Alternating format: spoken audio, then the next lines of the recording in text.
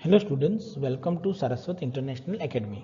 आज हम 10th standard maths के लिए चैप्टर नंबर 6 ट्रायंगल्स का 8th पार्ट देखने जा रहे हैं।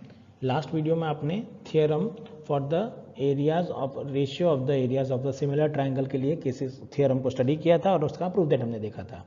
तो आज के वीडियो में उसी के रिलेटेड क्वेश्चंस और एमसीक्यूज को हमें सॉल्व करना है। तो चलिए स्टार्ट करते हैं इस क्वेश्चन को। एग्जाम्पल इसके लिए कोई भी यूज़ नहीं किया गया है आपके रिड्यूस सिलेबस में, तो हम स्टार्ट करेंगे इसके लिए जो एक्सरसाइज क्वेश्चन है जो आपके सिलेबस में इंक्लूड किया गया है उसको हम यहाँ पे स्टडी करेंगे। तो स्टार्ट करते हैं वीडियो को।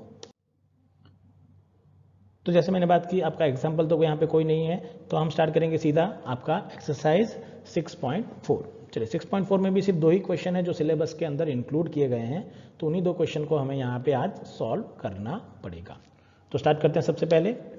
तो let triangle ABC is similar to DEF and then areas be respectively 64 centimeter square and 121 centimeter square.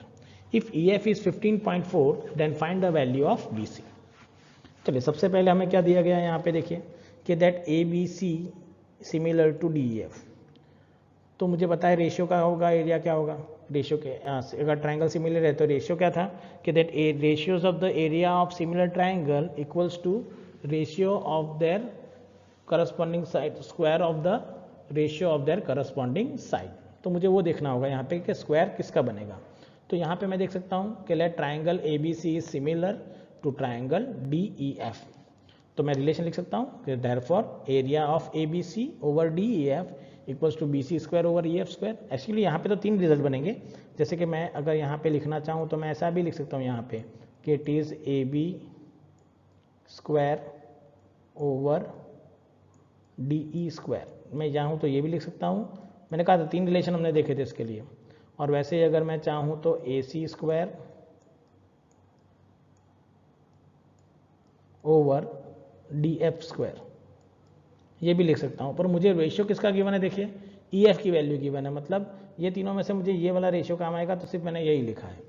तो आपको भी ध्यान रखना कि आपको कौन से करस्पॉन्डिंग साइड का रेशियो लिखना है। सारे लिखने की कोई ज़रूरत नहीं रहेगी इस केस में, बस ध्यान रखना है कि आप कौन सा लिख के कैलकुलेशन कर रहे हैं। चलो वैल्यू पुट कर देंगे, हमारे पास सबकी वैल्यू अवेलेबल है। तो देखिए क्या होगा यहाँ पे।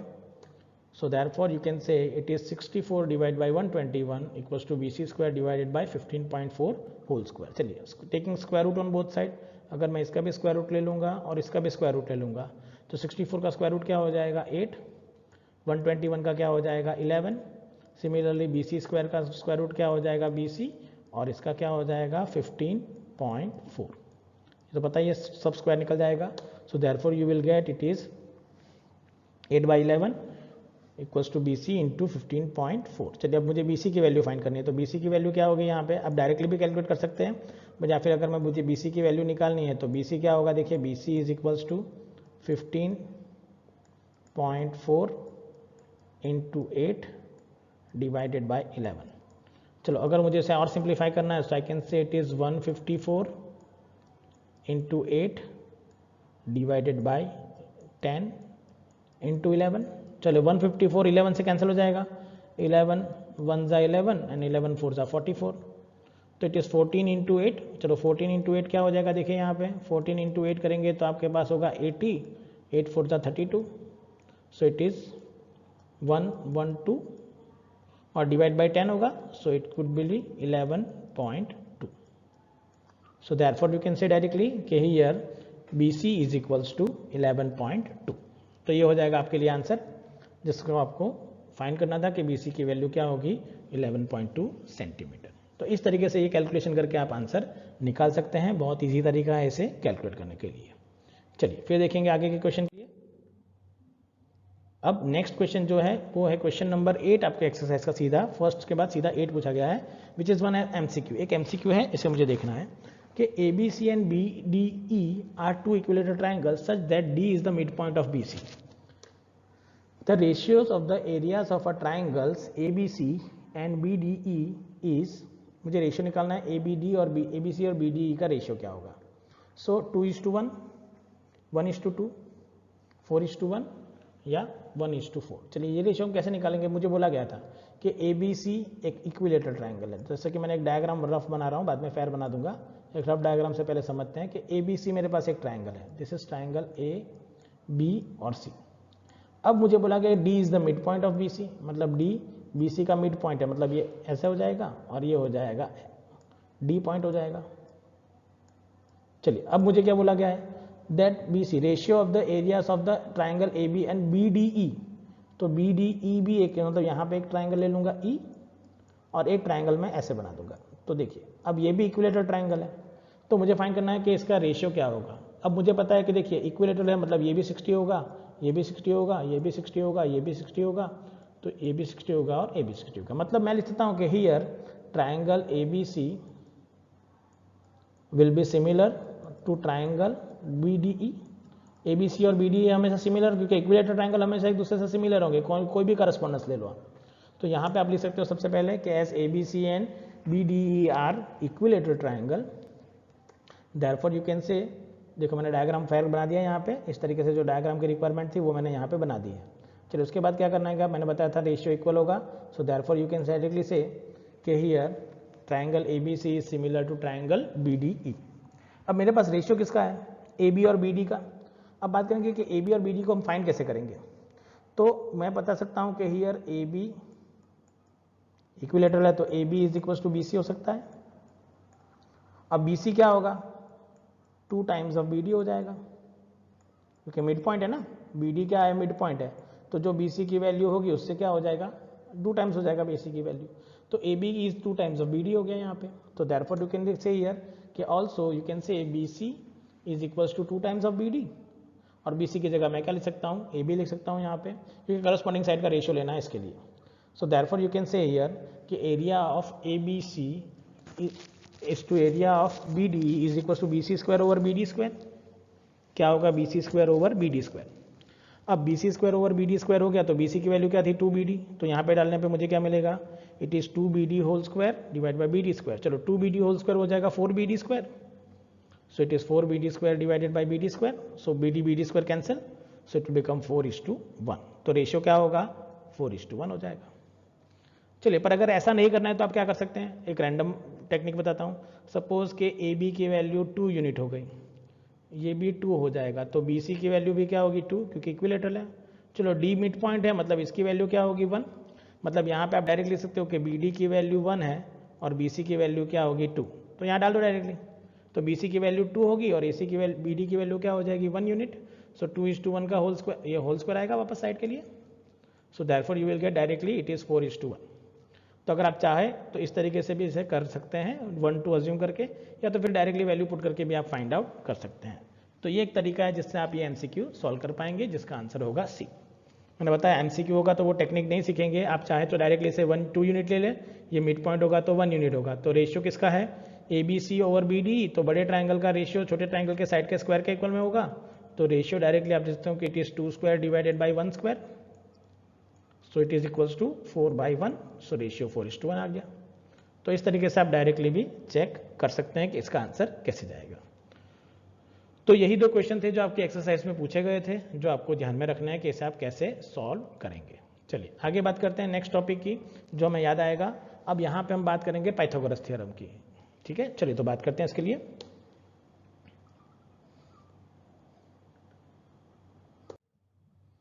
सो नेक्स्ट आएगा पाइथागोरस थ्योरम। अब पाइथागोरस थ्योरम तो हमने ऑलरेडी पढ़ ही रखा है, in earlier classes you also studied, so you are already familiar with the Pythagoras theorem from the your earlier classes, आपने ऑलरेडी इसे पढ़ रखा है।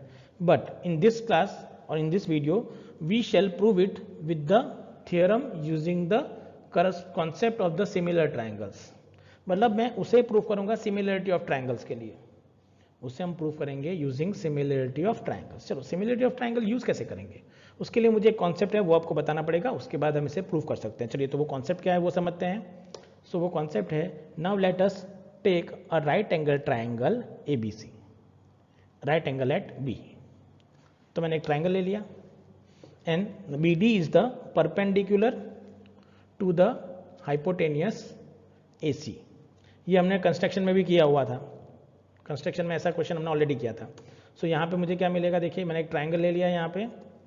चलिए now you may note that in triangle ABD and triangle ABC, अब मैं 2 triangle ले रहा हूँ। देखो मैंने क्या किया, एक ट्राइंगल ABC लिया, ये 90 डिग्री है यहाँ पे, और ये भी क्या है, हाइपोटेनियस है तो 90 डिग्री। अब मैंने ट्राइंगल ले लिया, ट्राइंगल ए डी बी, पहले एक ब्राउन कलर से ले रहा हूँ, अब दूसरा ग्रीन कलर से ले रहा हूँ ताकि आपको पता चले, दूसरा थोड़ा सा मैं पर्पल कलर ले रहा हूँ ताकि आपको पता चले, या फिर एक रेड कलर ले लेते हैं,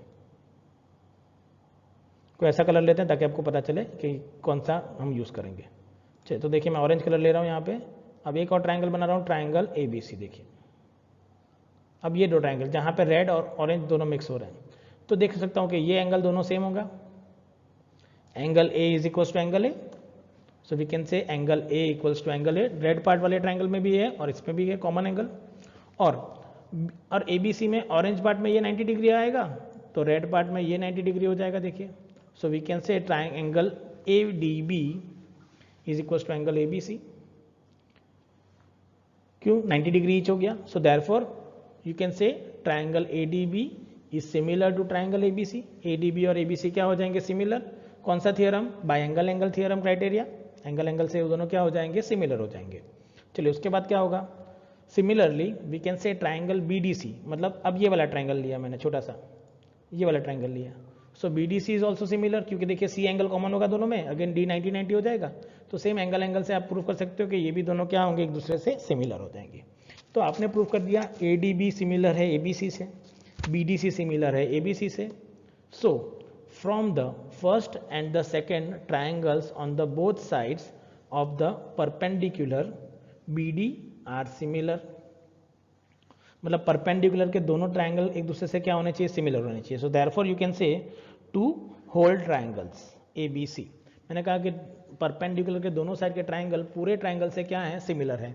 और इसके ऊपर से मुझे 3 रिजल्ट मिलेंगे जो याद रखने होंगे। रिजल्ट क्या था कि triangle A D B is similar to triangle A B C, similarly दूसरा ट्राइंगल का triangle B D C is similar to triangle C A B C, और लास्ट होगा कि A D B is similar to B D C. अब ये क्यों हुआ कि देखिए ये ट्राइंगल ए बी सी से सिमिलर, ये ट्राइंगल भी ए बी सी से सिमिलर, तो दोनों ये दोनों भी तो एक दूसरे से सिमिलर हो जाएंगे ना, क्योंकि दोनों ए बी सी से सिमिलर है, मतलब वाइस वर्सा दोनों भी एक दूसरे से क्या होंगे, similar. So you can directly say कि A D B is also similar to B D C. तो इस तरीके से आप इसे प्रूव कर सकते हो कि हाँ ये दोनों ट्राइंगल क्या होंगे, सिमिलर हो जाएंगे। तो आई होप आपको आइडिया हो जाएगा कि कैसे आप सिमिलरिटी थ्योरम्स को यूज़ कर सकते हैं। अब इसी थ्योरम को यूज़ करके हम लोग पाइथागोरस थ्योरम प्रूव करेंगे कि किस तरीके से हम इसे सॉल्व कर सकते हैं यूजिंग पाइथागोरस थ्योरम, पर वो हम नेक्स्ट वीडियो में करेंगे। आज के वीडियो में बस इतना ही करेंगे।